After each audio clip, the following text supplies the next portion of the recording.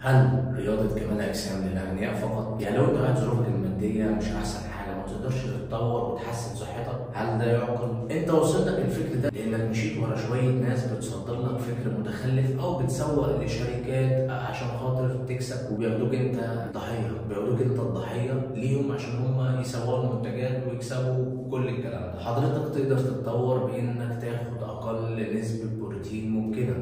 حضرتك تقدر تتطور طالما دخلت الجيم وفي خطه. معظمكم لما بيدخل الجيم ما بيتطورش حتى لو كان بياكل كويس لانه مش عارف يتمرن. حضرتك بتدخل تضيع وقتك في الفاضي. لسه امبارح مش من سنين يعني، ده امبارح دخلت الجيم لقيت الناس لسه بتتمرن بقصه اللي هو العب 15 شكل في التمرين. ايه يا عم كل ده؟ ما هي دي المشكله اللي انت بتقابلها. يعني انت ممكن تكون بتاكل كويس لكن بتدخل مش عارف تتمرن، مش عارف توظف قدراتك او امكانياتك في التمرين. هي دي الفكره. انت وصل لك فكر ان لازم تجيب مكملات ولازم تجيب شويه فيتامينات ولازم تجيب ولازم. مش لازم، والله العظيم ما لازم. الموضوع مش قران. وانا واحد من الناس زمان كنت بتطور باقل الامكانيات.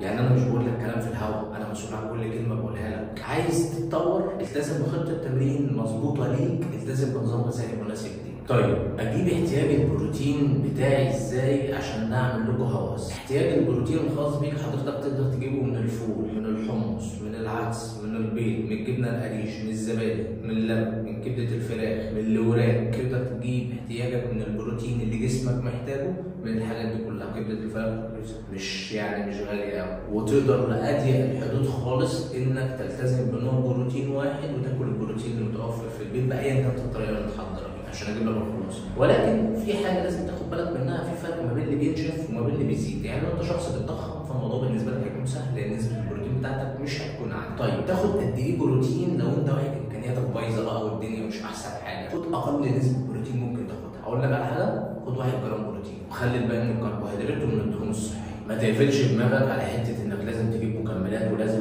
خليني اعرفك على حاجه بسيطه جدا، انك ممكن تكون متوفر لك كل وسائل الراحه من انك تتمرن في جيم نظيف وانك تاكل كويس وانك تعمل كل الكلام ده، ولكن ما تتطورش. التطور عايز شخص عنده اراده وعايز يتطور فعلا. وابسط دليل على كلامي، روح اي جيم من الجيمات الكبيره حتى لو هتدخل سيشن واحد وشوف الناس اللي جوه اللي عامله فورم او اجسامها كويسه كام واحد. نفس الوقت ده انزل شوف جيمات في مناطق شعبيه، ادخل بقى هات ان الجيم اللي في المناطق الشعبيه كام واحد ما عندوش عضلات، كام واحد جسمه مش كويس. فرق كبير جدا. مع ان الناس دي ما عندهاش علم كافي ان هم يتطوروا ولسه ما زالوا بيتمرنوا بنظام انه يدخل يلعب للتمرين 25,000 شكل، ولكن الناس دي بتتمرن بجد. فحضرتك لو عايز تتطور هتاخد نسبه البروتين اللي قلت لك عليها والباقي من الكربوهيدرات والدهون. تمرينك على قد تغذيتك. انا عارف ان احنا كتير بنقول لكم ادخلوا اتمرن ومش عارف ايه، بس اتمرن على قد تغذيتك، اتمرن على قد قدراتك، اتمرن على قد امكانياتك. يعني ايه؟ يعني سعادتك ما تبقاش بتاخد لي اقل نسبه بروتين وتدخل تموت نفسك في التمرين. لا، اتمرن بجد